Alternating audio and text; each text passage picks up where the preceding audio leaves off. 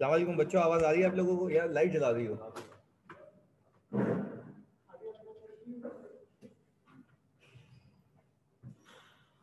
अस्सलाम वालेकुम, आवाज आ रही है आप लोगों को?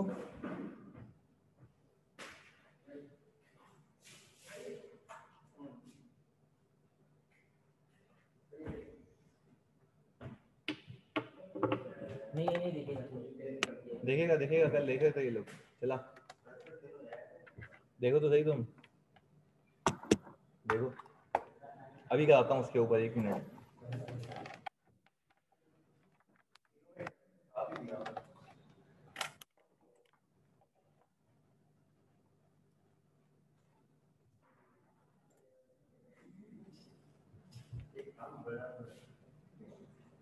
आवाज आ रही है ना? बेहतरीन, बस 1 मिनट दीजिएगा। एंड सॉरी मैं लेट हो गया भाई थोड़ा सा।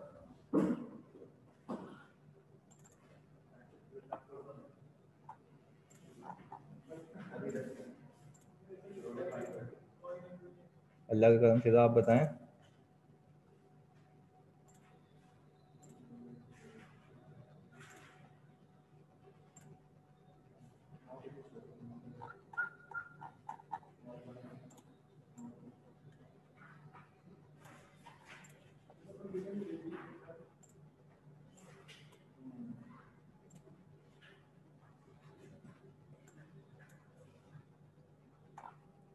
हमने कल क्वेश्चन नंबर 4 कर लिया था, 5 तक किया था। जानी फिर तेरे को नहीं समझ आएगा।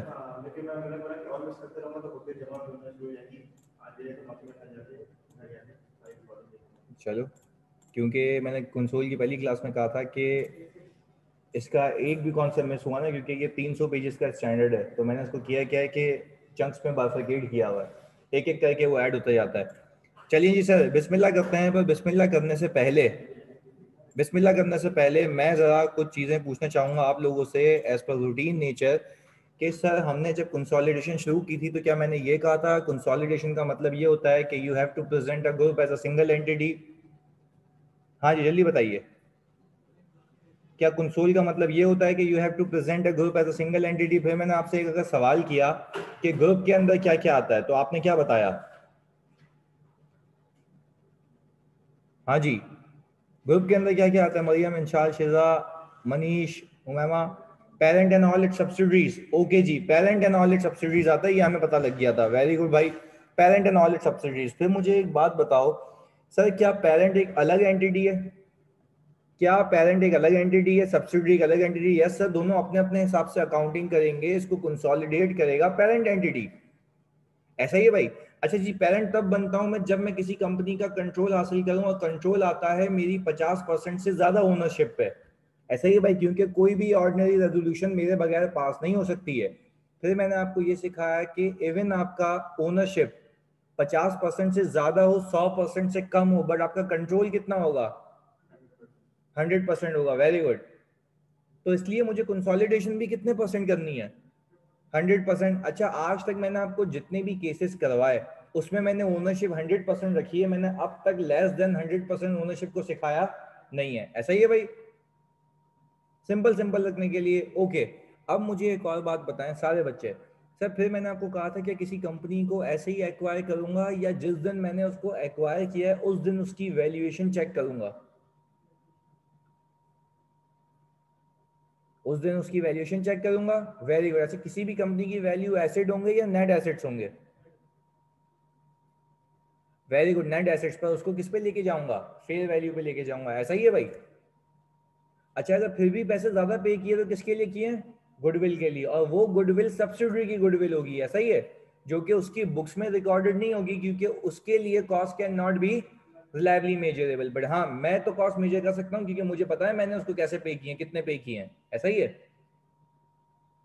Very good. चलिए जी, फिर मैंने आपको एक बात बताई कि यूजुअली अकाउंटिंग एक्विजिशन डेट पे होती है, रिपोर्टिंग डेट पे होती है? सर रिपोर्टिंग डेट पे होती है। Very good. पर मैंने एक्विजिशन डेट की अकाउंटिंग समझाई थी कुछ चीज़ें बताने के लिए, कि इन्वेस्टमेंट को एलिमिनेट कर देता हूँ, ऐसा है, जो पेरेंट एंटिटी ने की हुई होती है, वरना ऐसा लगता है कि अपने आप में इन्वेस्ट किया हुआ है। सर फिर मैं शेयर कैपिटल को भी सब्सिडरी के एलिमिनेट कर देता हूँ, क्यों? क्योंकि ऐसा लगेगा कि अपने आप को शेयर इशू किए हुए हैं। ऐसा ही है, रिटेन अर्निंग को भी एलिमिनेट करता हूँ क्योंकि वो मेरी कॉस्ट है। ऐसा ही है भाई, इनकम होती है उसके बाद। फिर मैंने कहा था कि आपने उस कंपनी के सारे एसेट्स के लिए उसकी बुक के हिसाब से पे किया था या फेयर वैल्यू के हिसाब से? फेयर वैल्यू के हिसाब से। तो आपने अपने लिए उस एसेट को फेयर वैल्यू पे लेके आने के लिए उस पीपी को इंक्रीज किया था। दैट मीन्स कि आपके लिए वो पीपी वो नहीं है जो उसकी बुक्स में है, आपके लिए पीपी वो है जो आपने पे किया है। ऐसा ही है भाई। तो हमने क्या किया था, डे वन पे उसको रीवैल्यू भी किया था। वेरी गुड यार। फिर हमने बैलेंसिंग फिगर गुडविल निकाल ली थी। फिर मैं आ गया रिपोर्टिंग डेट पे। रिपोर्टिंग डेट पे आने के बाद मैंने एक काम किया। रिपोर्टिंग डेट पे आते ही मैंने एक चीज ये की, मैंने कहा मैं अपने सारे नेट एसेट्स को उठा के रिपोर्टिंग डेट पे ले आया। फिर मैंने आपको लॉजिक दी थी, हर इनकम एसेट में कन्वर्ट होती है, तो सारी इनकम का इम्पैक्ट एसेट्स और लायबिलिटीज में शामिल होगा। प्रॉफिट का इम्पैक्ट, जो चीज पार्क होने से रह गई होगी वो होगा पोस्ट एक्विजिशन प्रॉफिट, यानी बाद में कमाया हुआ प्रॉफिट। बट एक और बात बताओ, अगर सब्सिडरी की बुक्स में एक चीज 500 रुपए की थी, होनी चाहिए थी 900 की, तो आपने पैसे 900 के हिसाब से दिए होंगे 500 के हिसाब से? जल्दी बताओ सर। 900 के हिसाब से। आपने फिर उसको रीवैल्यू किया होगा कितने से? 400 से रीवैल्यू किया होगा सर। वेरी गुड, आपने 400 से रीवैल्यू किया होगा। बेहतरीन हो गया भाई। चलें जी, जब आपने 400 से उसको रीवैल्यू किया तो फिर आपको एक और चीज भी तो याद आएगी, सब्सिडी ने तो अभी भी 500 को डेप्रिशिएट किया होगा, होना चाहिए था 900। तो क्या मैं पूरे को वापस से डेप्रिशिएट करूं या रिमेनिंग को? रिमेनिंग को। तो मैंने ये सिखाया था ना, आप ये सोचेंगे कि अगर ये एक्विजिशन पे रीवैल्यू हो जाता तो इसी की कैरिंग अमाउंट रिपोर्टिंग डेट पे क्या होती। ऐसा ही है। तो क्या इंक्रीमेंटल डेप्रिसिएशन भी खुद ब खुद पार्क हो जाएगा? ऐसा है। चलिए जी सर, रिवीजन हो गया यहाँ तक का। और फिर मैंने कहा था अब जो इक्विटी में पैसे आएंगे वो क्या पेरेंट एंटिटी के रिटेन अर्निंग आएंगे या उसका नाम ग्रुप रिजर्व होगा? सर ग्रुप रिजर्व नाम होगा। Very good. चलिए जी, आपकी स्क्रीन पे एक सवाल आ रहा है।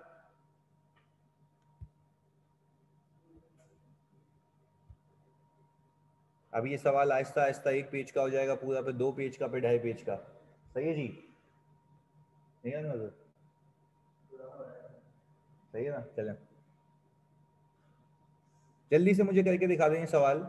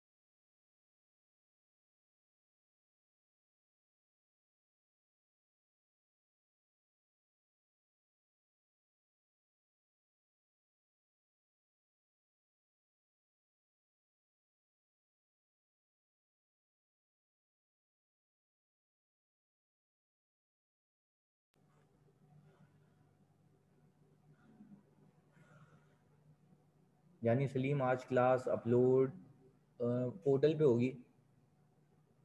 कोशिश करूंगा कि उस पर भी लगा दूं, यूट्यूब पे। ये क्वेश्चन बुक में नहीं है इंशाल्लाह, ये मैंने एडिशन बनाया आप लोगों की प्रैक्टिस के लिए। भाई यश की गुडविल आ चुकी है।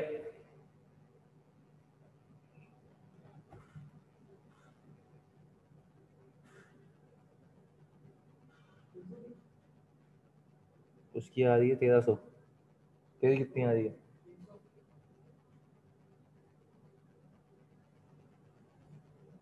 मेरे ख्याल से 1300 सही है।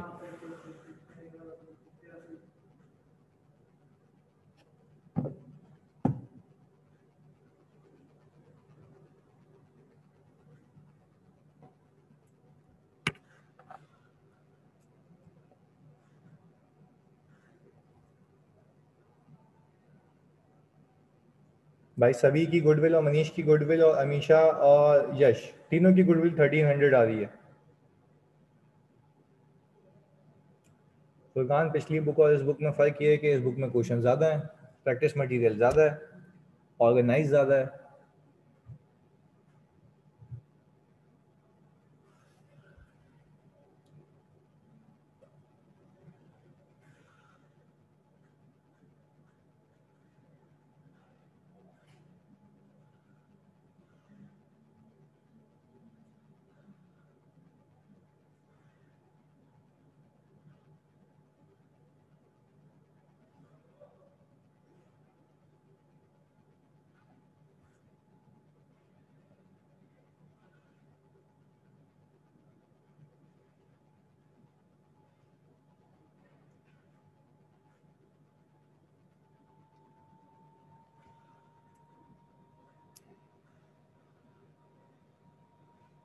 बिल्कुल, लैंड बिल्डिंग इक्विपमेंट को पीपी भी लिख सकते हो एक साथ।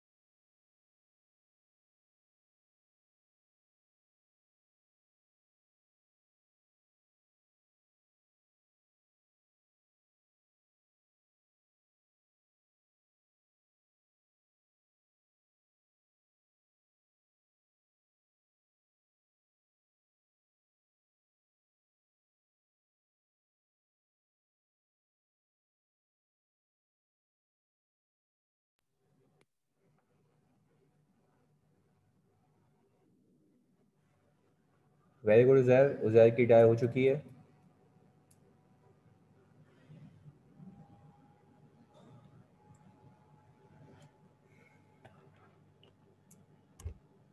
हाँ भाई, क्या इतने से टाई हो रही है? 131160 ऐसा है?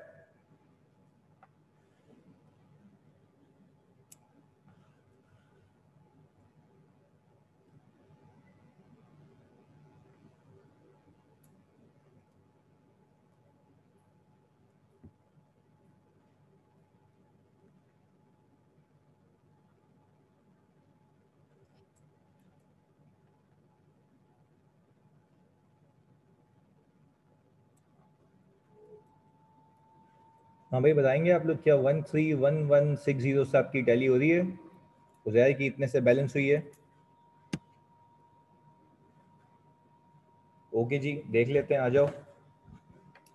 Sir what ever the case is, पहले मनीष आप करें, बस मैं ऐसे ही यहाँ पे लिख देता हूँ। सबसे पहले मुझे निकालने होते हैं भाई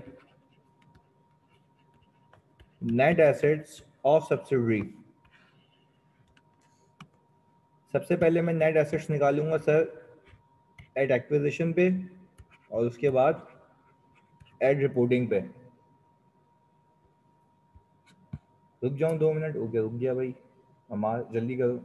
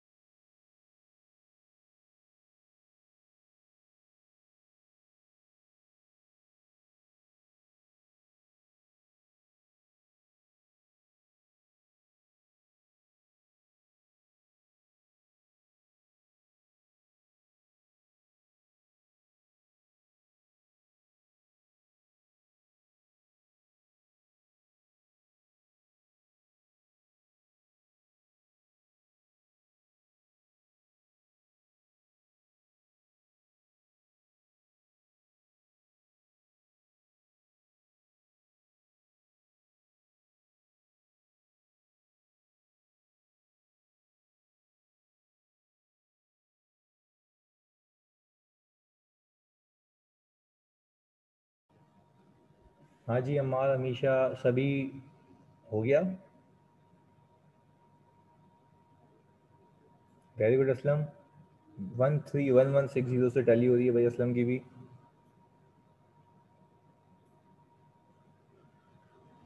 बस 1 मिनट, ओके जी रुक जाए।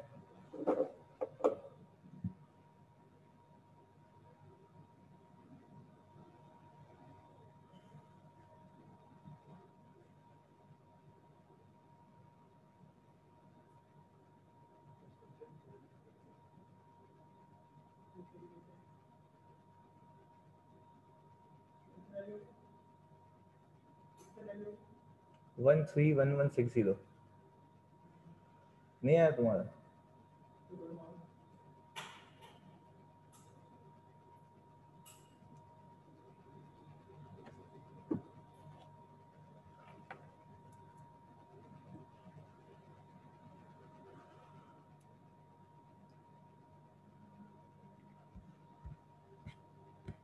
अच्छा जी मुझे सब बता दें। वेरी गुड मरियम, बेहतरीन है, इसी से ही सबकी टैली हो रही है। मरियम मुझे एक बात बताओ, शेयर कैपिटल और रिटेन अर्निंग एक्विजिशन डेट पे कितना है? उसने मुझे रिटेन अर्निंग तो बता दी 13,000 की, शेयर कैपिटल कहाँ से पिक करूं? Very good Furqan. Sir subsidiary की बुक से 4,000। सर ये आ गया मेरा 17,000। पर आप सब बच्चे मुझे ये बताएं, क्या मैंने इस कंपनी के एसेट्स और लाइबिलिटीज के लिए 17,000 दिए होंगे या इसके एसेट्स और लाइबिलिटीज के लिए फेयर वैल्यू के हिसाब से पे किया होगा? सर फेयर वैल्यू के हिसाब से पे किया होगा।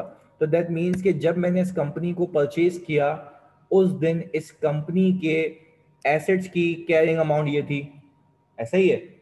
उस एसेट्स के फेयर वैल्यू ये थी, तो क्या मैं पूरी पूरी फेयर वैल्यू पार्क करूं या डिफरेंशियल डिफरेंशियल पार्क करूं? क्योंकि सर कैरिंग अमाउंट तक तो इसके अंदर शामिल है। तो सर मुझे बताएं, अगर मैं लैंड की बात करूं तो लैंड कितने का आता है? 2,000। ओके जी।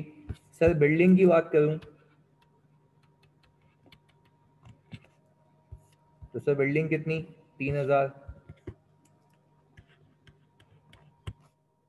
और इक्विपमेंट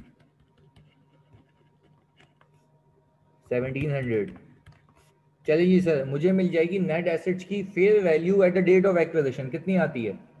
23700।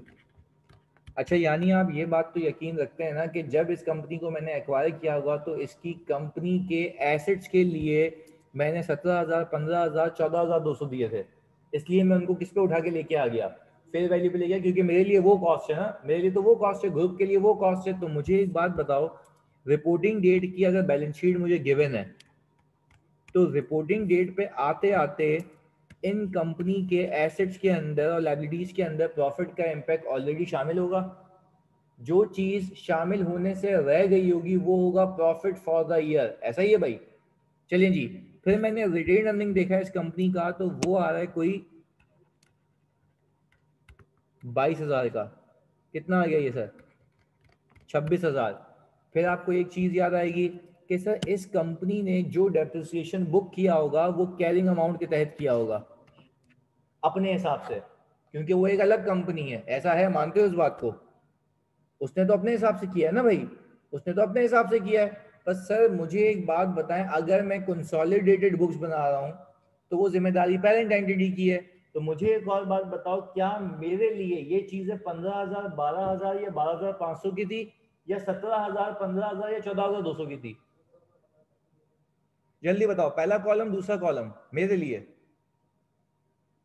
जल्दी पप्पू। सर पहला कॉलम, वेरी गुड। तो मुझे एक बात बताओ, क्या पूरा पहला कॉलम चिपका दूं या डिफरेंशियल? सर डिफरेंशियल, क्योंकि बाकी तो है ना उसके अंदर। वेरी गुड सर, बाकी तो है ऑलरेडी उसके अंदर। तो मुझे एक बात बताओ, अगर ये लैंड उस वक्त 15,000 की थी तो क्या अभी चेंज हो गई या अभी भी 15,000 की है? हाँ जी, अभी भी 15,000 की है। Very good. तो मुझे एक बात बताओ, मेरे लिए ये कितने की थी? 17,000 की। तो क्या रिपोर्टिंग डेट पे भी मैं 2,000 पे पार्क करूं? वेरी गुड यार। चलें, इसके बाद मुझे एक बात बताएं आप, अगर ये बिल्डिंग मेरे लिए 3,000 रुपए से ज्यादा थी तो 3,000 रुपये डेप्रिशिएट भी तो नहीं हुआ होगा। तो मुझे बताओ रिपोर्टिंग डेट पे जो डिफरेंशियल होगा वो बिफोर डेप्रिसिएशन होगा या आफ्टर? आफ्टर। तो हमने ये सीखा है ना कि अगर ये यहाँ रीवैल्यू हो जाता तो सिर्फ इसी की रिपोर्टिंग पे कैरिंग अमाउंट क्या होती है, ऐसा है भाई? कितना आता है ये? इसकी लाइफ कितनी है? 6 साल। तो सर मुझे 5 साल वाली बुक वैल्यू चाहिए, कितनी आ गया? 2500। ऐसा ही है भाई? चलिए जी। अच्छा मुझे एक बात बताओ, क्या प्लीज मेरी मोहब्बत में से, भाई की मोहब्बत में, क्या इस कंपनी ने, सब्सिडरी ने 12,000 डिवाइडेड बाय 6 किया होगा? कितने का डेप्रिसिएशन आया होगा?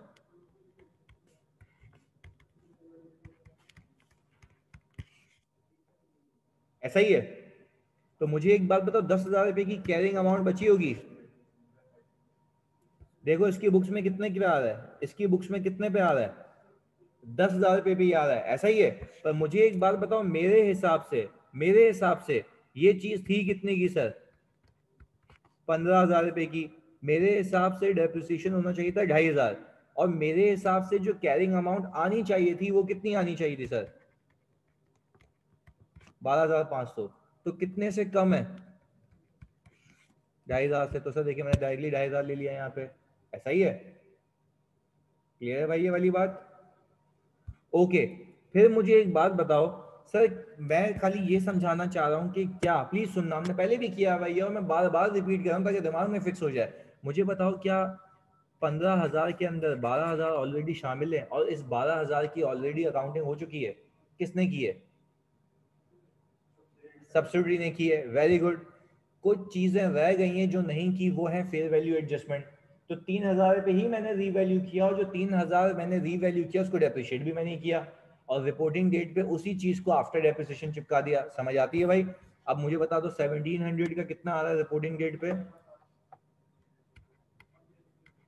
1360।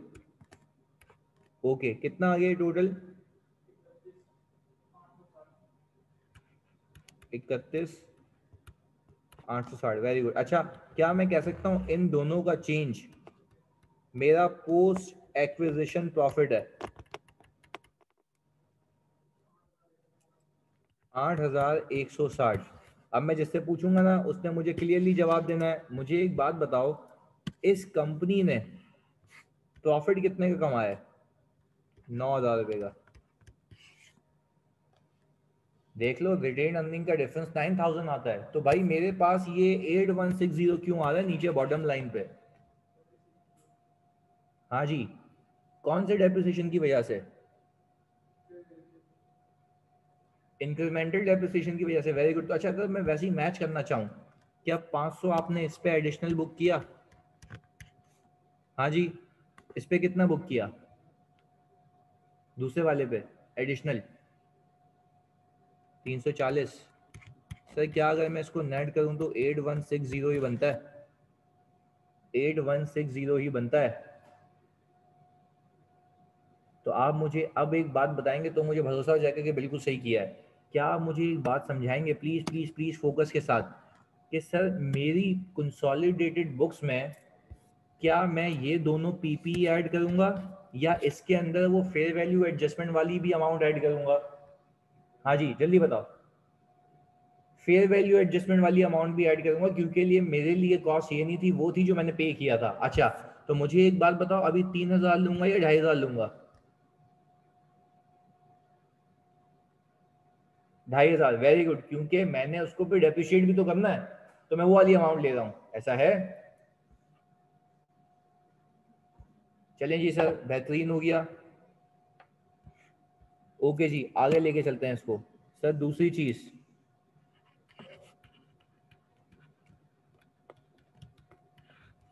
गुडविल।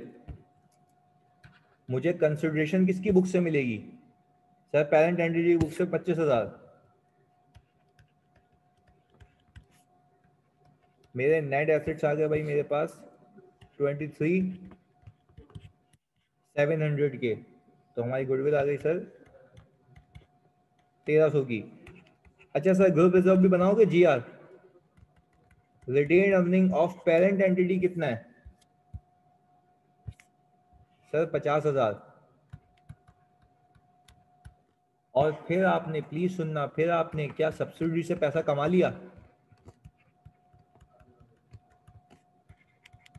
अच्छा क्या ये बात मानते हो कि इस 8160 के अंदर, प्लीज सुनिएगा, 8160 के अंदर सब्सिडी का प्रॉफिट तो है ही है, इसके अलावा इंक्रीमेंटल डेप्रिसिएशन भी शामिल है, ऐसा ही है? क्योंकि मैंने जैसे सीधी सी बात है, एसेट्स को रीवैल्यू किया, फिर इसको डेप्रिशिएट किया, एसेट भी कम, इक्विटी कम, बैलेंस शीट डली, सीधा सीधा हिसाब किताब है। ओके जी, तो ये आ गया सर 58160। तो सर अब अगर मैं बैलेंस शीट बनाऊं यहाँ पे मासूम से इसकी, तो लैंड के अंदर 20,000 और 15,000 के अलावा 2,000 और ऐड होना चाहिए, ये वाला।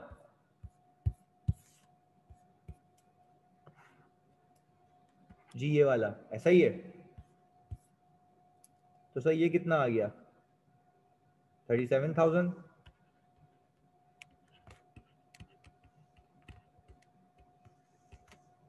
ऐसा ही है भाई, जल्दी बता दो, कंफर्म कर दो, ऐसा ही है? 37,000 रुपये आ गया। अच्छा जी सर, क्या मैं ये कह सकता हूँ आज के बाद जब मैं बैलेंस शीट बना रहा हूँगा तो मुझे नज़र घुमानी है net assets at reporting date पे, क्योंकि यहाँ पे सारी एडजस्टमेंट्स ऑलरेडी की हुई है मैंने, ऐसा ही है? जल्दी बताओ, क्या मुझे net assets at reporting date पे नज़र घुमानी है, हाँ या नहीं? यस सर, क्योंकि यहाँ पे सारी एडजस्टमेंट्स मैंने पार की हुई हैं, ऐसा है? चलिए जी सर, लैंड हो गया। इसके बाद सर बिल्डिंग। सर बिल्डिंग जो मुझे गिवन है 40,000 रुपये की गिवन है, पर क्या 40 की लेके जाऊँ या 2,500 भी ऐड करूँ? 42,500। चलें जी सर, इसके बाद इक्विपमेंट। इक्विपमेंट मुझे दिया हुआ भाई 36,000 रुपये का। 36,000 रुपये में क्या मैं 1360 ऐड करूँ? कितना गया? 37। अच्छा सर गुडविल रिकॉर्ड करूँ, क्योंकि cost can be reliably measurable, ऐसा ही है भाई? उस कंपनी के एसेट्स के साथ साथ उसकी गुडविल भी मैंने खरीदी है ना, उसके लिए पैसे पे किए थे मैंने। चलें जी सर, इसके बाद इन्वेस्टमेंट्स आएंगी। इन्वेस्टमेंट आएगी कौन सी वाली? यस सर, सब्सिडी वाली। सब्सिडी की बुक्स में जो आ रही है वो तो इन्वेस्टमेंट आएगी ना। रीजन भी, मुझे एक बात बताओ, पेरेंट ने सब्सिडी में इन्वेस्टमेंट की हुई थी तो वो तो हटा दी, पर जो इन्वेस्टमेंट हमने कहीं और की हुई है, क्या उसको हटाऊंगा या वो होनी चाहिए? वो तो नहीं लगेगा ना कि अपने आप में की हुई है, वो तो कहीं और की हुई है, ऐसा है? चलें जी, इसके बाद अदर एसेट्स। अदर एसेट्स कितने हैं भाई? 9,000। प्लीज बताओगे टोटल कितना आता है? हाँ जी, 131,600। सर शेयर कैपिटल सिर्फ पेरेंट एंटिटी का अभी हमने लिख दिया यहाँ पे group reserve. Sir group reserve आ रहा है हमारा 58160। मैं भी बता देता हूँ हमेशा, 58160। चलिए जी, इधर देखो, सारे बच्चों इधर देख लो, हमेशा आप भी इधर देखना। मुझे एक बात बताओ, इधर सब, हाँ बच्चे, ये पेरेंट एंटिटी है, मैं उस पर कंटिन्यू कर रहा हूँ वापस से, और ये सब्सिडरी एंटिटी है। जल्दी से मुझे बताओ, पेरेंट एंटिटी की बुक्स में इन्वेस्टमेंट कितने की आ रही थी? 25,000। इसकी बुक्स में इन्वेस्टमेंट कितने की आ रही थी हमेशा? 4,000। अच्छा जी, हमेशा, और सारे बच्चे मेरी बात सुनना, तुम लोगों के लिए कुछ भी, मुझे एक बात बताओ, क्या मैंने उन दोनों को as a single entity present किया? Consolidated books.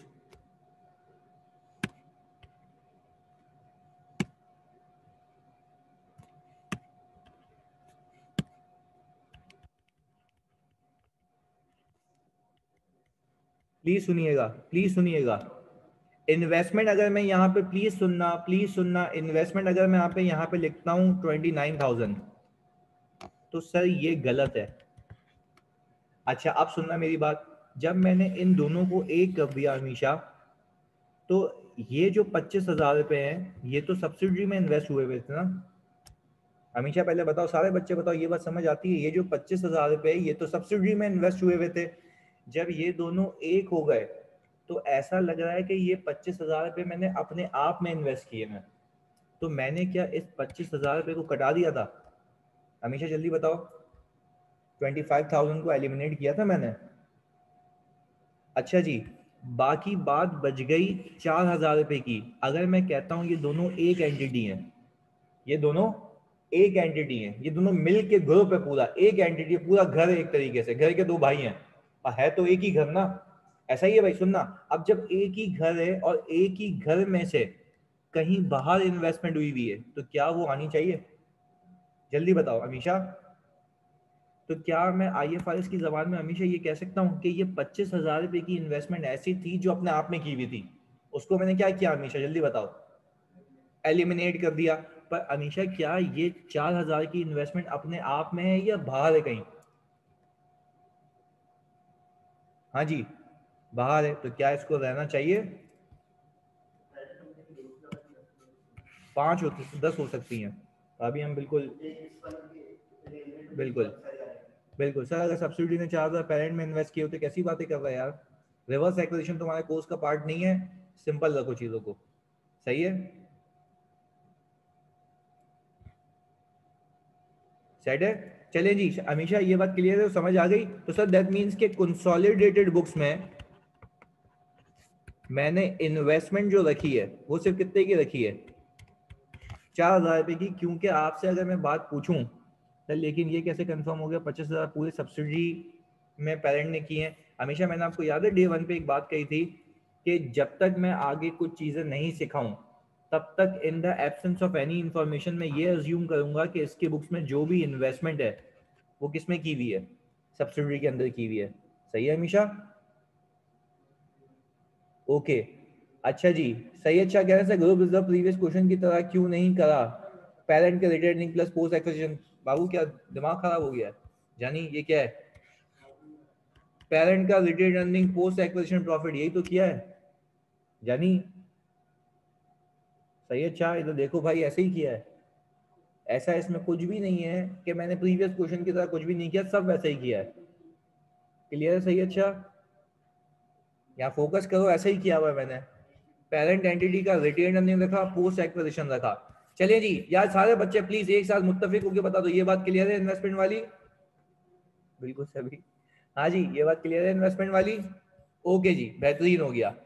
सर यानी अगर मैं सिंपल सिंपल जबान में कहूँ, सिंपल जबान में ये कह सकता हूँ, जो आपस की चीज होगी वो हट जाएगी, जो बाहर से कमाई होगी वो आ जाएगी। ऐसा ही है भाई, क्योंकि ये दोनों एक एंटिटी है ना। मैं कह रहा हूँ अगर एक सरमाया है तो एक सरमाया में वो चीजें तो आएंगी ना जो हम कहीं बाहर इन्वेस्ट कर रहे हैं, वो तो आएगा, वो तो प्रेजेंट भी हो रहा है। चलिए जी, इसके बाद कौन सी टोटल क्या आ रहा है? 131? क्या ये टोटल गलत है क्या? यानी जल्दी बता दो सब ऑनलाइन वालों। 131160 बता भी नहीं रहे हो, चुपचाप बैठे हुए हो। ओके सर, शेयर कैपिटल हो गया, ग्रुप रिजर्व हो गया, और लाइबिलिटीज हो गया। कितना आ गया लाइबिलिटीज का टोटल? 31,000। सर क्या ये मैच है?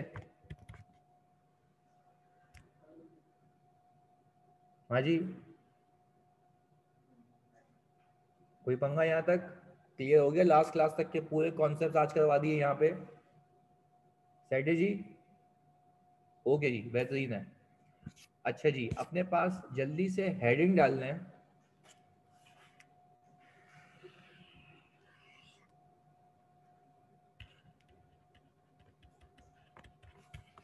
Concept of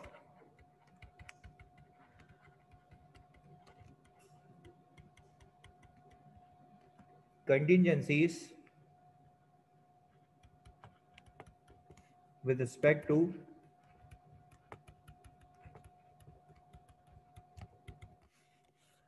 consolidation. सर ने हेडिंग डाली है concept of contingencies with respect to consolidation.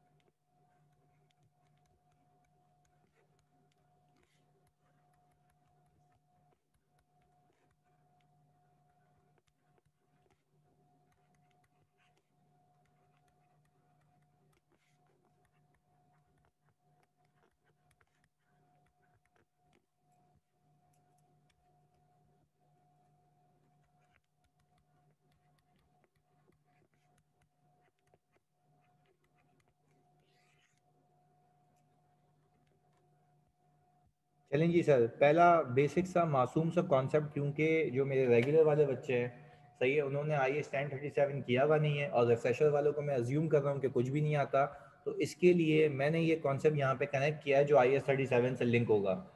अच्छा भाई, एक मोटी मोटी बात जो यहाँ पे लिखी हुई है सही है, आप लोगों को लिखना भी है साथ साथ। मैंने ये कहा कि क्या ऐसा हो सकता है कि कंपनी के ऊपर कोई कस्टमर केस फाइल कर दे? मतलब बहुत से केसेस चल रहे होते हैं कंपनी के ऊपर जब हम ऑडिट पे जाते हैं, ऐसा है? जल्दी बताओ, क्या ऐसा हो सकता है कंपनी के ऊपर कोई केस फाइल करते हैं? ओके जी। अच्छा जी, अब मुझे एक बात बताओ, कंपनी ऐसे ही पैसे दे देगी या केस हारेगी तो पैसे देगी? हारेगी तो पैसे देगी, ऐसा ही है भाई? कंपनी अगर केस हारेगी तो पैसे देगी, अदरवाइज नहीं देगी पैसे, ऐसा है ना? फिर आपको प्रूडेंस कॉन्सेप्ट ये कहता है कि आप असेस करो, आप अपने एक्सपर्ट के पास जाओ। इस केस में एक्सपर्ट होता है लॉयर, उसने आप ही के जैसे 10 केस रोज हैंडल करने होते हैं, ऐसा है भाई? क्या लॉयर को हार या जीत की प्रोबेबिलिटी पता होती है? ऐसा है? क्या हार या जीत की प्रोबेबिलिटी पता होती है? जल्दी बताओ, यस और नो। यस, एक अंदाजा तो होता है ना, पर वो अंदाजा होता है, वो वाकई में यकीन नहीं होता, वो अंदाजा होता है, एक्सपीरियंस के बेस पे होता है, ऐसा ही है भाई? अच्छा जी, आपके लॉयर ने आपको कहा कि आप ये केस हार जाओ, ये अनलाइकली है। अनलाइकली स्टैंडर्ड कहता है कि आपके पास चांसेस हैं 6% से लेके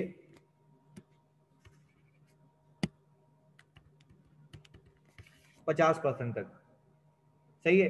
पर अभी हम इस पे जलते भी नहीं है, ये आगे जाके परसेंटेज सिखाऊंगा तुम्हें कि क्या होता है, पर अनलाइकली है। यानी अनलाइकली का मतलब ये है कि बहुत ही कम चांसेस है कि तुम ये केस हार जाओ, ऐसा ही है भाई? बहुत ही कम चांसेस है कि ये केस हार जाओ। तो मुझे बताओ, तो स्टैंडर्ड तुम्हें ये कहता है कि क्या केस नहीं चल रहा? केस तो चल रहा है। दैट मीन्स कि आप पेनल्टी एक्सपेंस और प्रोविजन फॉर पेनल्टी रिकॉर्ड नहीं करेंगे, ऐसा ही है? ये वाली एंट्री नहीं बनाएंगे ना जब आपको पता है कि आपके हारने के चांसेस अनलाइकली हैं। ऐसा ही जल्दी बताओ पहले हाँ या नहीं, यहाँ तक बात समझ आती है ऑनलाइन वालों, फोकस के साथ। भाई IS-37 आपको कहता है कि अगर कंपनी के ऊपर केस फाइल हुआ है और उसके हारने के चांसेस अनलाइकली हैं, तो आप उस लाइबिलिटी को रिकॉर्ड नहीं करोगे। क्या मैंने यहाँ पे क्रॉस लगाया हुआ बड़ा सा कि मैं इस लाइबिलिटी को रिकॉर्ड नहीं करूंगा, बट हाँ अलबत्ता अलबत्ता आप उसको पीछे नोट्स में जाके कहानी लिख के बताएंगे अपने शेयर होल्डर को कि कंपनी के ऊपर ये केस चल रहा है, इस बंदे ने केस फाइल किया था, एस्टिमेटेड पेनल्टी ये हो सकती है। क्या हो गई या हो सकती है? हो सकती है, वेरी गुड। पर मैंने उसको अब तक रिकॉर्ड, मोस्ट इंपॉर्टेंट बात है, मैंने उसको रिकॉर्ड नहीं किया क्योंकि आई हैव रीजनेबल ग्राउंड्स कि मैं इस केस को जीत जाऊंगा। अच्छा, अगर लॉयर कह देता तुम्हें, वेरी गुड, अगर लॉयर तुम्हें कह देता, सभी प्रूडेंस कॉन्सेप्ट के साथ कॉन्फ्लिक्ट नहीं करेगा, अभी एक बात कह रहा हूं उससे क्लियर हो जाएगा। लॉयर तुम्हें कह देता कि भाई मुझे लगता है 70% चांसेस है, 60% चांसेस हम केस हार जाएंगे, तो क्या मोर देन 50% चांसेस हैं? फिर क्या कर लेते हैं? फिर रिकॉर्ड कर लेते, जल्दी बताओ भाई। तो क्या मैचिंग कॉन्सेप्ट पूरा हो गया ना भाई? चांसेस 50% से ज्यादा होंगे तो ही मैं करूंगा ना, मेजॉरिटी चांसेस पे। ऐसा ही है भाई, क्लियर है सभी? ओके, तो मुझे एक बात बताओ, क्या अभी 50% से ज्यादा चांसेस हैं? अनलाइकली का मैंने मतलब ये बताया हमेशा, अनलाइकली का मतलब ये होता है कि बहुत ही कम चांसेस है कि मैं केस हार जाऊं। सही है हमेशा? Less than 50%। भाई सीधी सी बात बताओ, अगर एक चीज की प्रोबेबिलिटी 50% से ज्यादा होगी तो मुझे डर होगा ना, है ही 50% से कम, तो क्या मैं मेजॉरिटी से भी कम में आता हूँ? तो इसलिए स्टैंडर्ड आपको कहता है, प्लीज सुनना प्लीज सुनना, स्टैंडर्ड आपको ये कहता है फोकस के साथ कि अगर आपके ऊपर कोई केस फाइल हुआ है, उस केस को मैं कहता हूँ IFRS की जबान में कंटिंजेंसी। कंटिंजेंसी का मतलब ये है कि ये अमाउंट कंटिंजेंट है, डिपेंडेंट है किसी इवेंट के होने पे। वो इवेंट क्या होगा? जब मैं केस क्या करूं, हार जाऊं। ऐसा ही है भाई, कंटिंजेंसी का मतलब समझ आता है? कंटिंजेंसी का मतलब समझ आता है? किसी चीज पे डिपेंडेंट होना, किसी चीज पे कंटिंजेंट होना। अगर मैं केस हार गया तो क्या ये अमाउंट का पे होना कंटिंजेंट है किस पे? मेरे केस के हारने पे। This is a concept of contingency. ऐसा ही है भाई। फिर इस कॉन्सेप्ट ऑफ कंटिंजेंसी में आपको एक और चीज सिखाता है, बोलता है भाई आप देखो उसके चांसेस क्या है। अगर चांसेस अनलाइकली हैं, अनलाइकली का मतलब क्या है कि आपको पे करने की मेरे ख्याल से नीड नहीं है, तो मुझे एक बात बताओ, चांसेस अगर 50% से कम है, आपका लॉयर आपको कह रहा है कि भाई मैं आपको बोल रहा हूँ नहीं आपके चांसेस, आप जीत जाएंगे केस, तो क्या मुझे लायबिलिटी रिकॉर्ड करने की नीड है? मैं बिला वजह एक्सपेंस बुक करूं? जल्दी बताओ, क्या मैं बिला वजह एक्सपेंस बुक करूं, हाँ या नहीं? बता दो यार जानी। नो सर, हम बिला वजह एक्सपेंस बुक नहीं करेंगे। अच्छा, अगर एक्सपेंस बुक नहीं करेंगे तो क्या अपने शेयर होल्डर को अवेयर भी नहीं करेंगे? अवेयर करेंगे, लिख के देंगे, सिर्फ अंग्रेजी लिख के देंगे। वेरी गुड, सिर्फ डिस्क्लोज करेंगे, रिकॉर्ड नहीं करेंगे। ये बात समझ आती है? सिर्फ डिस्क्लोजर जाएगा। Very good. अब देखें, मैं इसको कनेक्ट करता हूं। ये कहानी थी, अज्यूम कर रहा हूं, बल्कि नहीं इसको अलग ही रखता हूं। फिर इसी कॉन्सेप्ट को मैंने कनेक्ट करना है नीचे। मैंने कहा ये है भाई पेरेंट एंटिटी, ये है सर सब्सिडरी। सब्सिडरी की बुक्स में एक कंटिंजेंसी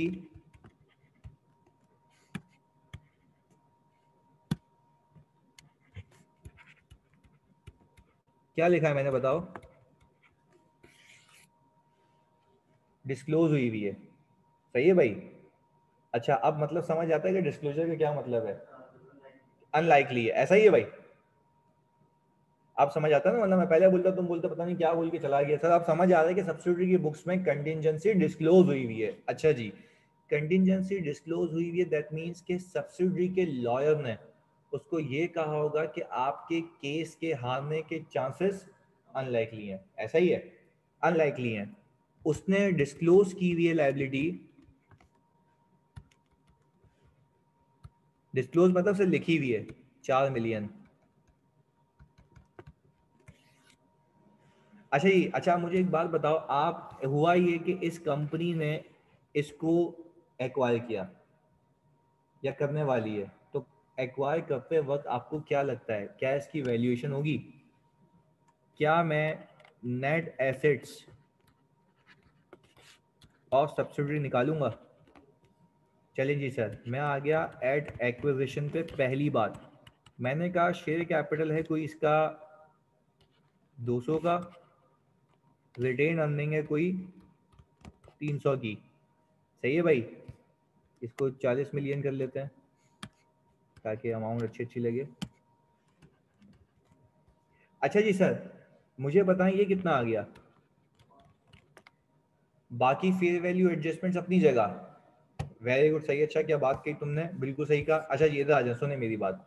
मैं आपसे एक बात पूछता हूँ, ये जो नेट एसेट्स होते हैं, ये जो नेट एसेट्स होते हैं, नेट एसेट्स एसेट्स और लायबिलिटीज का नेट होते हैं? हाँ जी, एसेट्स और लायबिलिटीज का नेट होते हैं,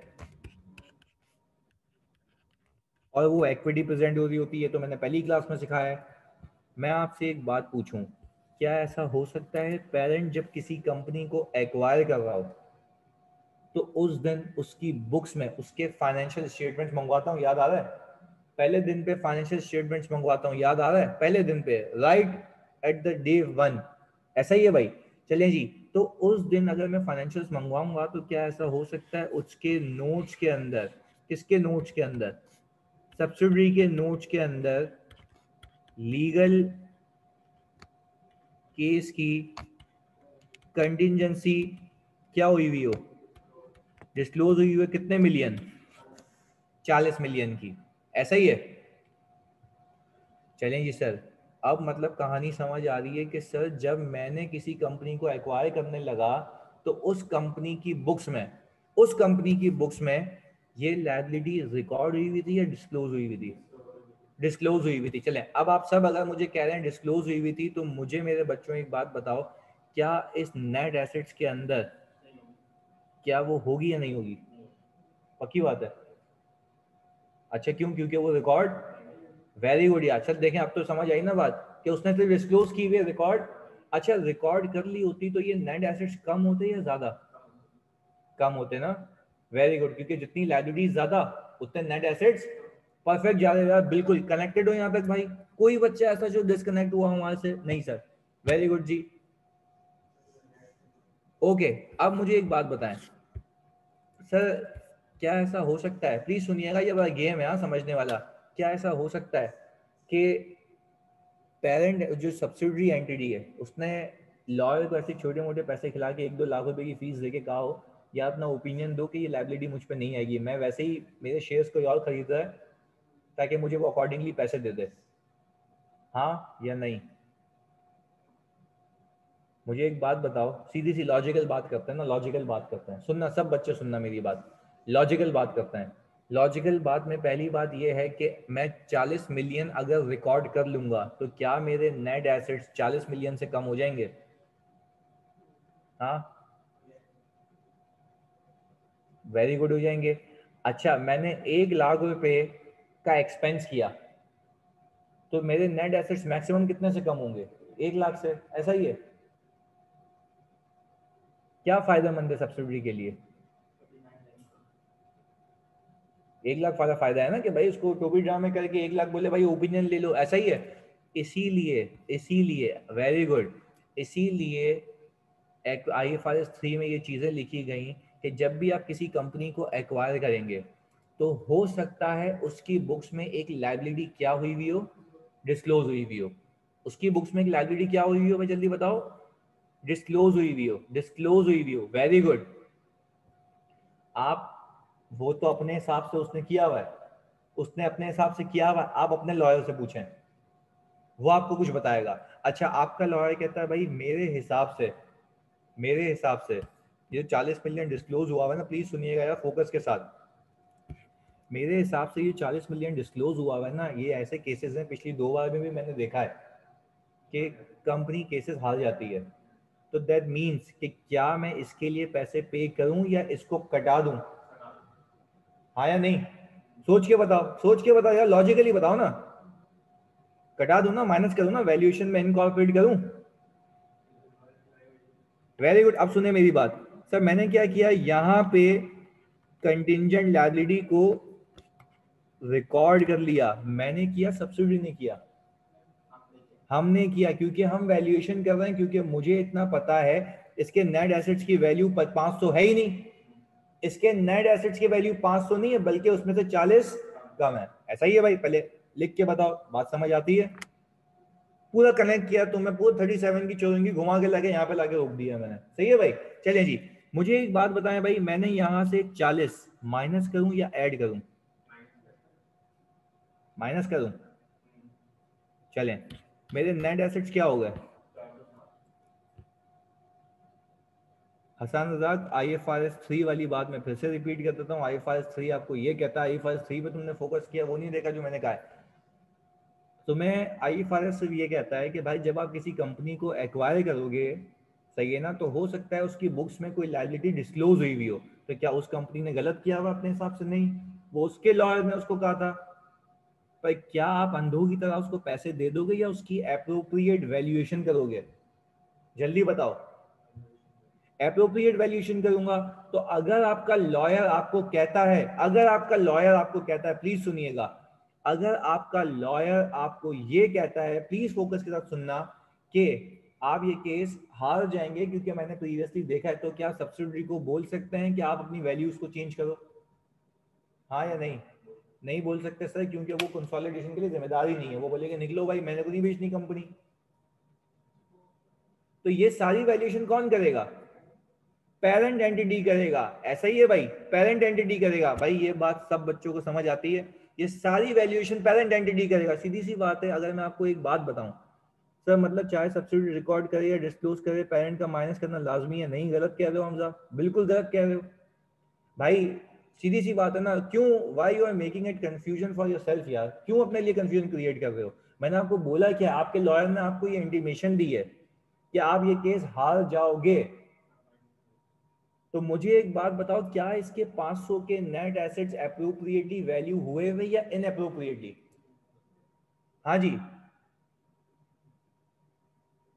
इनअप्रोप्रिएटली। भाई लॉजिक लगाओ, अगर आपको सवाल में लिख के दे कि आपके लिए ये लायबिलिटी पे होना बनता नहीं है, तो आप कुछ करते?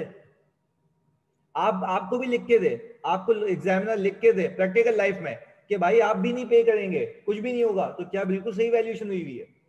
ऐसा है? ऐसा है ना भाई, बिल्कुल सही वैल्यूएशन हुई हुई है।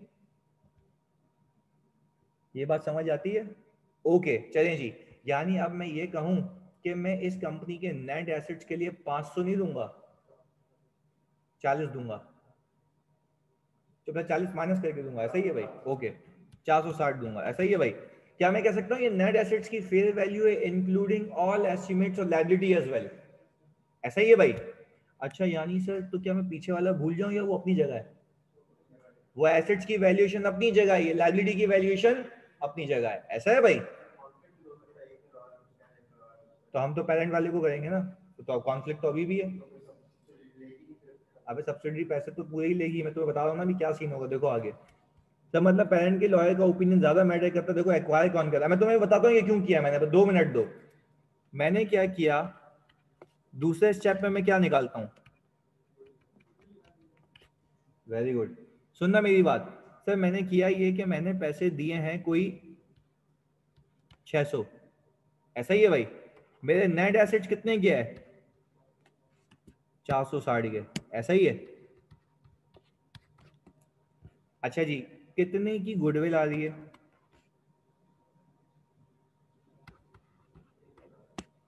140 की।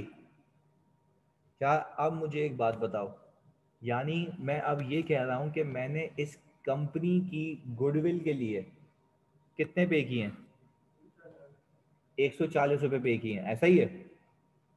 मुझे एक बात बताओ, अगर मैं इसको इनकॉर्पोरेट नहीं करता, अगर इनकॉर्पोरेट नहीं करता ना, तो इस कंपनी के नेट एसेट्स कितने आते? 500 आते। ऐसा ही है? यानी कंपनी के नेट एसेट्स ओवर स्टेटेड होते हैं, कंपनी के नेट एसेट्स ओवर स्टेटेड होते हैं। ऐसा ही है? मेरी कंसिडरेशन वही कितने की होती? 600 की। गुडविल कितने की देते आप? 100 रुपए की। यानी मुझे एक बात बताओ, मुझे सिंपल एक बात बताओ, क्या आपने कंपनी की गुडविल के लिए 140 पे की है, 100 पे की है? सोच के बताओ। सर 140 पे की है, 140 पे की है। 100 तो तब आता जब आप इसको इनकॉर्पोरेट नहीं करते। पर क्या आपने इसको बिल्कुल सही से इनकॉर्पोरेट किया है, ताकि आपको असल में पता लगे कि आपने पूरी कंपनी को वैल्यू कितनी दी थी। अब साथ कनेक्ट करना है। आपने इस कंपनी को वैल्यू, आपने इस कंपनी को वैल्यू 500 दी थी, 460 दी थी।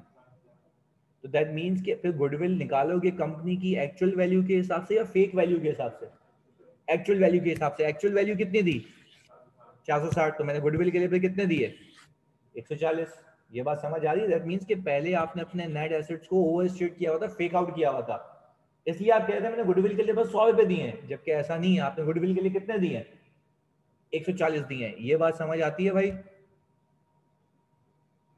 चलें जी, वेरी गुड हो गया। अब प्लीज मेरी बात सुनना, प्लीज मेरी बात सुनना फोकस के साथ। मैं इसको मिटा रहा हूँ, इसे समझने के लिए था हमारे लिए। अब प्लीज मेरी बात सुनना फोकस के साथ। अगर मैं इसी दिन पे, मेरे बच्चों प्लीज फोकस के साथ सुनना, अगर मैं इसी दिन के ऊपर बैलेंस शीट बनाता, तो वो बैलेंस शीट होती at the date of acquisition की, यस और नो? ऐसा ही है। तो फिर इस दिन पे क्या मैं अपनी बुक से इन्वेस्टमेंट को डी रिकॉग्नाइज कर देता? हाँ जी, 600 से। शेयर कैपिटल को डेबिट करता?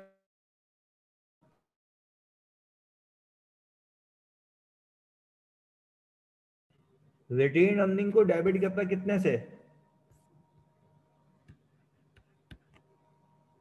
300 से। ऐसा ही है भाई? ऐसा है। पर मुझे एक बात बताओ, जैसे एसेट्स को रीवैल्यू करता था तो एसेट होता था डेबिट, पर क्या अब लायबिलिटी को भी मैं ही रिकॉर्ड करूंगा? जल्दी बता दो हाँ या नहीं, प्लीज फोकस के साथ, फोकस के साथ। अच्छा जी, तो मुझे एक बात बताएं, क्या मैं यहाँ पे एक कंटिंजेंट लायबिलिटी को रिकॉर्ड करूं? कितना? 40। दैट मीन्स कि आपने, वेरी गुड, तो आपने दैट मीन्स कि अप्रोप्रिएट वैल्यूएशन की, और आपने ये कहा है कि मैंने टेक्निकली इस लायबिलिटी को भी रिकॉर्ड करना है। अब मुझे बताओ बैलेंसिंग फिगर गुडविल कितनी आती है? 140। ऐसा ही है भाई? अच्छा, क्या ये 40 की लायबिलिटी आपने रिकॉर्ड की है या सब्सिडरी ने? हमने रिकॉर्ड किए, क्योंकि वो मेरी असेसमेंट है, मैं खरीद रहा हूँ इस कंपनी को। वरना सब्सिडी बोलेगा भाई आपको क्या काम है, आप निकलो, कोई और बायर है मेरा। ऐसा ही है भाई? तो सर देखिए, हमने यहाँ पे 40 रिकॉर्ड कर लिया। पहले बताओ एक्विजिशन डेट का केस क्लियर है? ओके जी।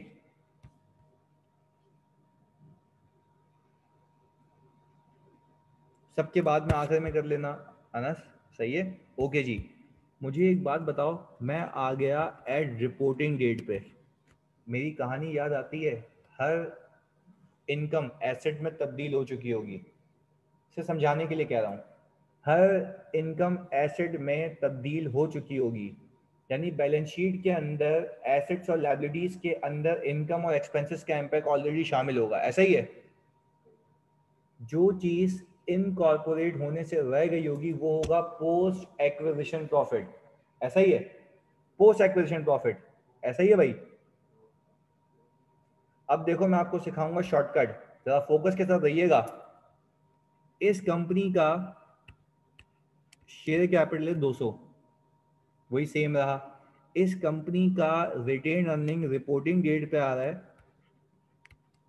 900। ऐसा है? मेरे नेट एसेट्स कितने हो गए? 1100। और कोई पीपी की एडजस्टमेंट नहीं, अगर वो होती तो वो आफ्टर डेप्रिसिएशन यहाँ आ जाते। वेरी गुड, वो इंक्रीमेंटल भी खुद ही पार हो जाता। अब मेरे बच्चों जरा फोकस के साथ, मैं आपको कुछ केसेस करवा रहा हूँ। मैं कुछ केसेस करवा रहा हूँ, सही है? ये करवा रहा हूँ केस 1। दुनिया में कोई केस उठ के आ जाए, आपसे सारे सॉल्व होंगे, जरा फोकस करिएगा। पहला केस, पहला केस, कंपनी ने इस अमाउंट को डिस्क्लोज किया हुआ था, हाँ या नहीं? सब्सिडी की बात कर रहा हूँ। वो तो अपनी अकाउंटिंग अपने हिसाब से करती है ना। वो तो अपनी अकाउंटिंग अपने हिसाब से करती है, मानते हो इस बात को? डिस्क्लोज किया हुआ होगा, पर क्या ऐसा हो सकता है रिपोर्टिंग पे आते आते सब्सिडरी ये केस हार गई हो? सब्सिडरी ये केस हार गई हो, बहुत स्लो चलेंगे सुकून से समझने के लिए, हो सकता है। तो क्या सब्सिडरी ने अपने अकाउंट्स अपने हिसाब से बनाने होते हैं? अपने हिसाब से, क्योंकि उसकी मैनेजमेंट अलग है। मैं खाली साल के आखिर में आके उसको कंसोलिडेट कर देता हूँ, ऐसा ही है। अच्छा, तो अगर सब्सिडरी ने अपने अकाउंट्स अपने हिसाब से बनाए होंगे तो क्या इस 40 की पेमेंट भी कर दी होगी? सोच के बताएं। अच्छा, अगर इस 40 की पेमेंट कर दी होगी तो एक एंट्री बनाई होगी एक्सपेंस डेबिट और कैश क्रेडिट, कितने से? 40 से। इधर ये एंट्री बन गई होगी। बताओ मैं गलत कह रहा हूँ सही कह रहा हूँ? सर सही कह रहा हूँ मैं बिल्कुल। ओके, चलें जी। अब मुझे, अब ये टेक्निकलिटीज वाली बातें हैं सारी ऊपर की हैं, मैं कराऊंगा मुश्किल चीज़ भी आसान बनने के बाद तुम्हें साथ देना है। क्या इस रिटेन अर्निंग के अंदर से ये 40 माइनस हुआ है?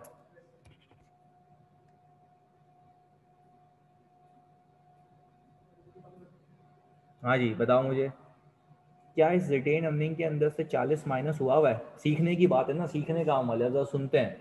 सर मुझे एक बात बताओ, रिपोर्टिंग डेट पे अगर वापस से आपने 40 माइनस किया तो कितनी बार हो जाएगा? 2 बार। लिख के बता दो भाई। 2 बार हो जाएगा? प्लीज बता दो यार, 2 बार हो जाएगा ना? अच्छा, तो सर मुझे एक बात बताएं, क्या मैं यहाँ पे जीरो दिखा दूं? हाँ, क्योंकि आप तो बैलेंस शीट बना रहे हैं ना सर, बैलेंस शीट बना रहे हैं तो सर मैंने जीरो दिखा दिया। अब मुझे एक बात बताएं, मेरे नेट एसेट्स कितने आ गए? 1100 के, ऐसा ही है? अच्छा, अब मैं अगर एक बात पूछूं आपसे, बड़ा इंटरेस्टिंग काम है, इस कंपनी ने प्रॉफिट कितना कमाया है?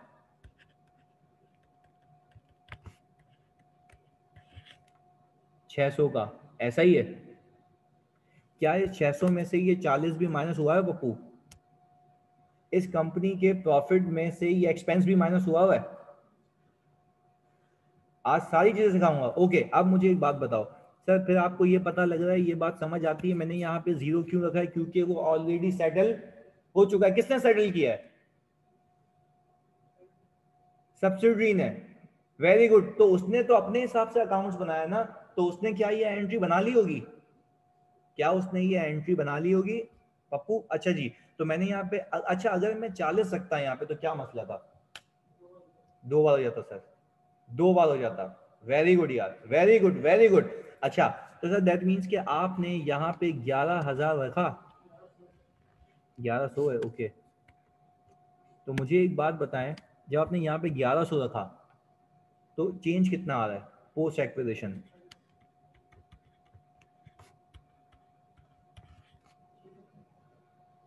640।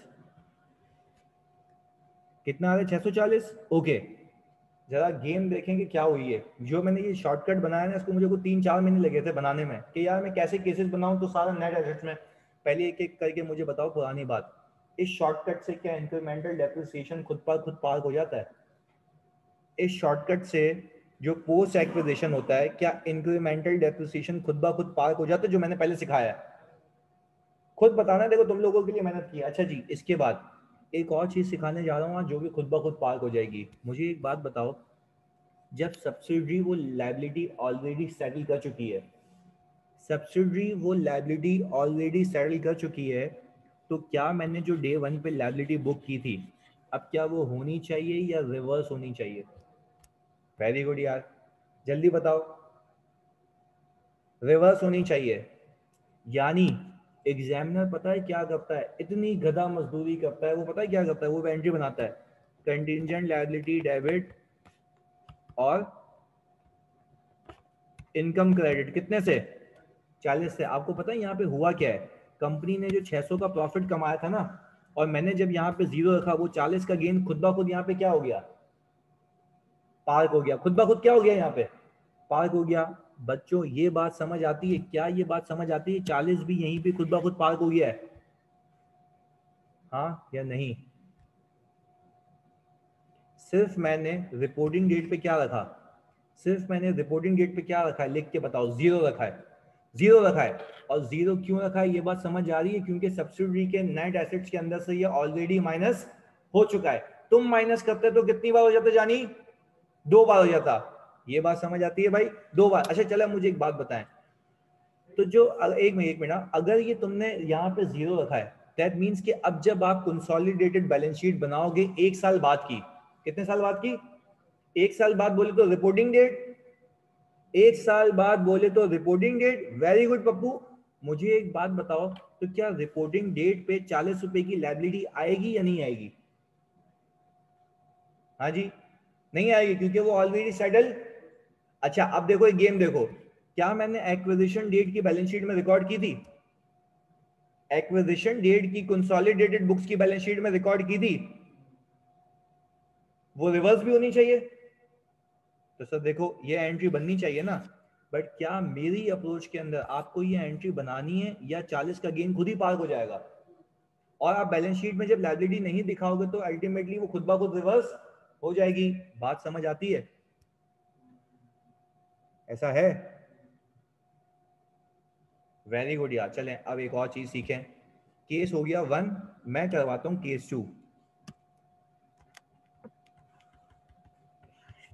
पहले बताओ बच्चों, ऑनेस्टली ये आसान लगा, दिमाग में चिपका? पूरा 37 का केस है ये। कनेक्शन बन गया इसका? ओके। अब मुझे एक बात बताएंगे सारे बच्चे, सर मैं आ गया एट रिपोर्टिंग डेट। अब पहला वाला केस नहीं है, दूसरा केस है। लायबिलिटी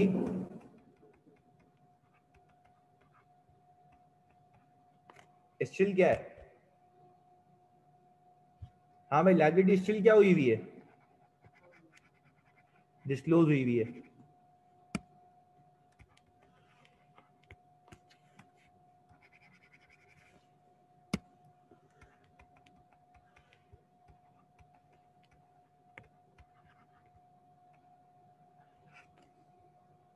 ऐसा है भाई, लायबिलिटी स्टिल डिस्क्लोज। तो मुझे एक बात बताएं सर, 200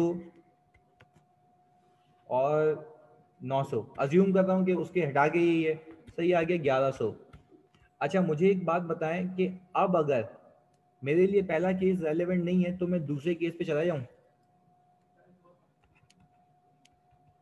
सर प्रॉफिट आ गया 600 का।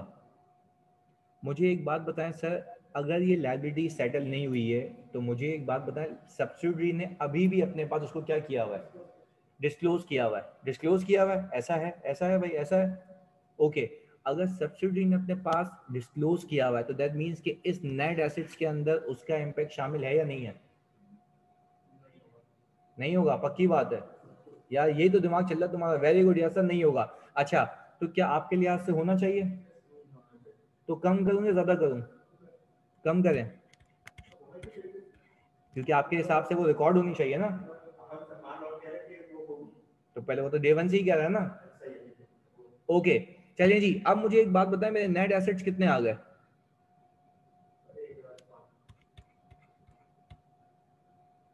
ऐसा ही है भाई।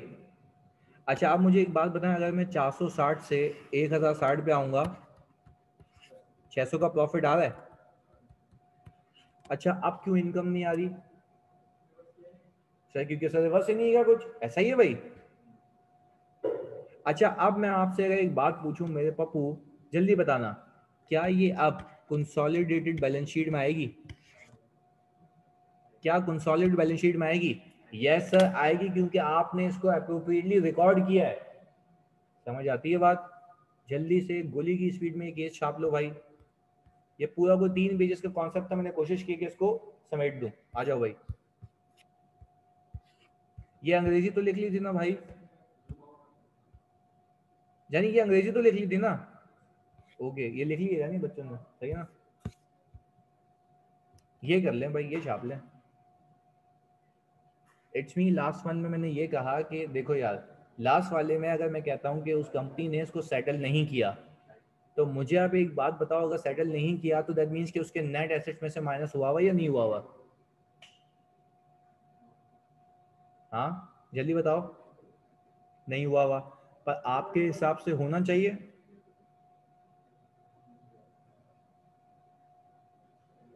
मैंने वापस से माइनस कर दिया और फिर मैं अपनी बैलेंस शीट में भी इसको दिखाऊंगा क्योंकि मैंने रिकॉर्ड किया है। सेट है।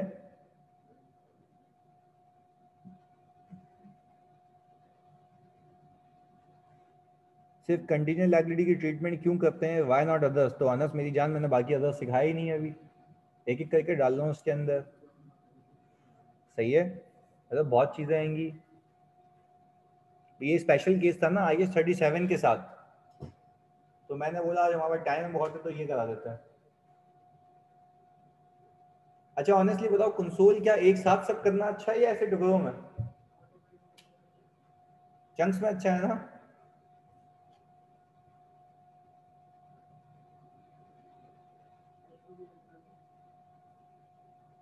Average time for console in paper आप लोगों को मैं ये सॉल्व करना सिखाऊंगा मैक्सिमम 20 मिनट में इंशाल्लाह। बस बेहतरीन है जानी।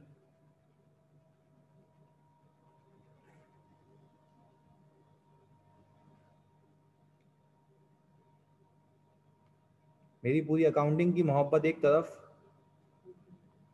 कंसोलिडेशन एक तरफ। डेफर्ड टैक्स भी प्लान दी है।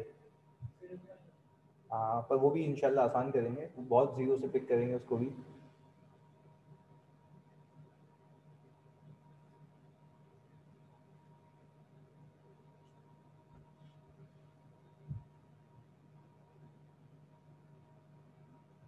मैंने कंसोल सर अहमद से पढ़ा था। बिल्कुल मैंने सर अहमद से पढ़ा था कंसोल।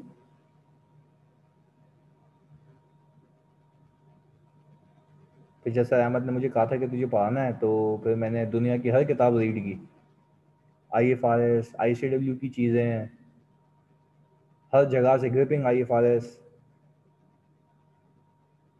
तो फिर मुझे इस टॉपिक से इश्क हो गया। इवन मेरा ये मेरे CA फाइनल के पेपर में टैली हुआ था कंसोल। मैं पढ़ा हूँ 2017 से। सही यार ने कैसे पढ़ा था यार, ये कोई पूछने की बात है? मेरे उस्ताद हैं वो।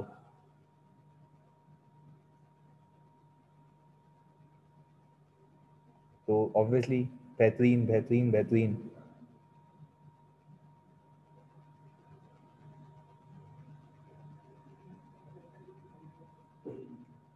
बस फिर इसके बाद मैंने ये सोचा कि यार इस सब्जेक्ट को या इस चीज़ को आसान कैसे बनाया जाए, मतलब यार बस ऐसा हो कि बंदा बोले यार इसमें खौफ नहीं है। पहले होता था एक फोबिया कि यार ये पेपर नहीं निकलता।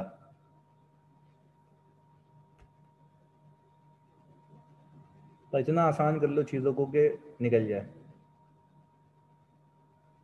दिखाते हैं, माँ अंग्रेजी भी दिखाते हैं। जानिए छाप लिया।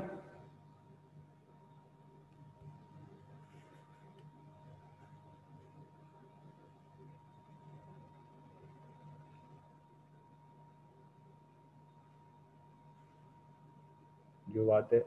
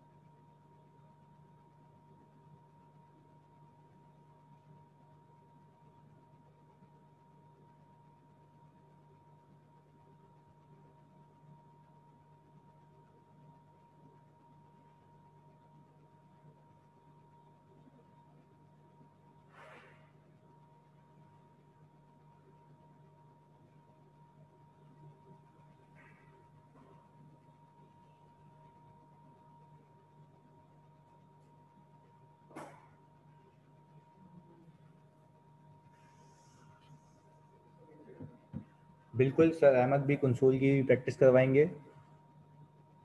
बिल्कुल सिखाएंगे। सही। अच्छा एग्जाम पैनिक पे कंट्रोल, ऐसे सवाल कराऊंगा कि पैनिक की पैनिक यहीं दे दूंगा सारे। बेफिक्र रहो। इस बार तो है भी डबल प्रैक्टिस। यार मुझे एक बात बताओ सारे बच्चे, रिफ्रेशर वालों, मैंने आप लोगों को एक चीज़ बताई थी और मैंने आपको एक चीज़ कही थी कि आपने IFRS 9 के लेक्चर सुनना शुरू करने हैं। ईद के बाद जो पहली क्लास होगी उसमें सर अहमद रज़ा आप लोगों को IFRS 9 की कॉम्प्रिहेंसिव प्रैक्टिस करवाएंगे। सही है, तो मेक श्योर कि आप उसको साथ साथ कवर करें।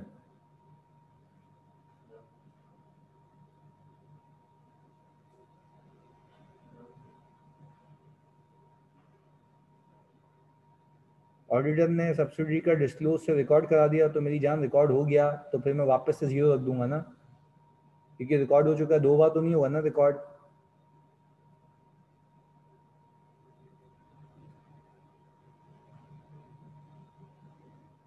हाँ 3 घंटे का जो बात है।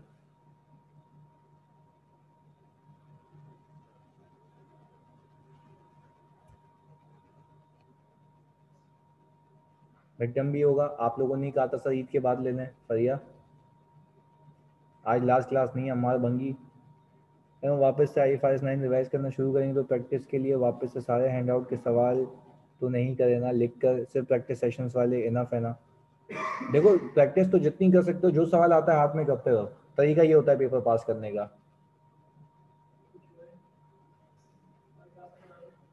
सारी क्लास का करा दी।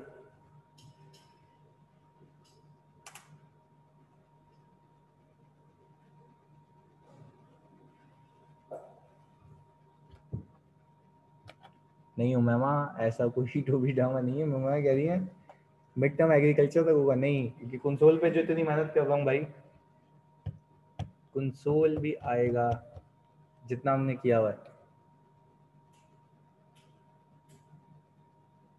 हाँ भाई जल्दी से रिफ्रेशर वाले आप प्लीज़ मुझे बता दें क्या आपने वो सेशन लेना शुरू किए, हाँ या नहीं। पप्पू जल्दी से बता दो। कर लिए जी, ओके बेहतरीन है, बेहतरीन है फुरकान। बस कोई भी इशू हो मुझे बताएं आप। 2 लेक्चर डन हो गए, चलें जी बाकी भी देख लें इंशाल्लाह, वो भी लेके चलते हैं। कंसोलिडेटेड भी इंक्लूड होगा मिड टर्म के अंदर, बिल्कुल होगा।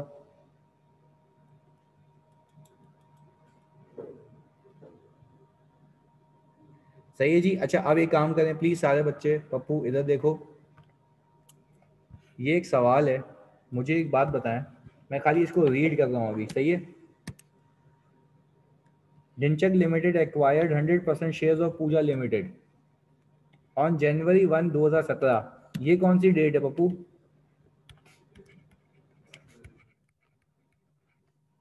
एक्विजिशन डेट, सही है, इधर आ जाओ सर। इसके बाद retain earning at the date of acquisition 2100, ये क्यों दी हुई है भाई।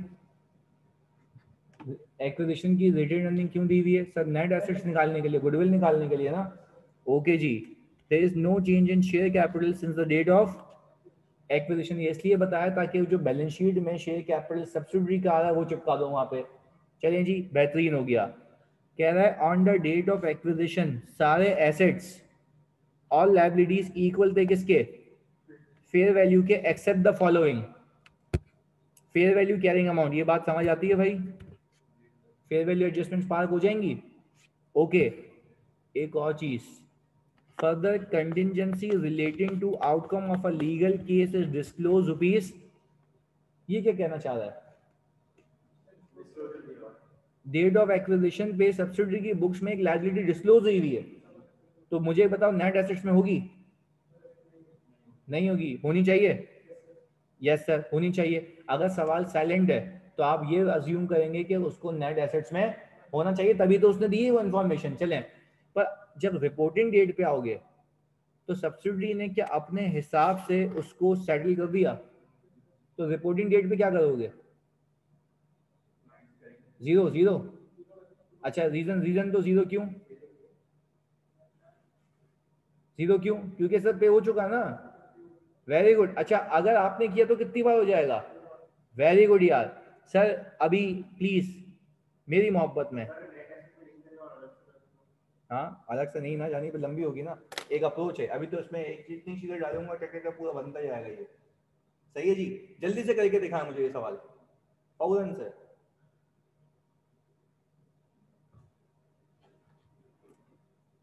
कंसोल में एक लाइन के ऊपर 3 पेज होते हैं IFRS के, उसकी इलस्ट्रेशन होती है, ये है, वहाँ पे ये लिखा हुआ है, यहाँ पे ये करना है, ये हो गया तो ये करना है, ये हो गया तो ये करना है, ये सारी चीज़ें।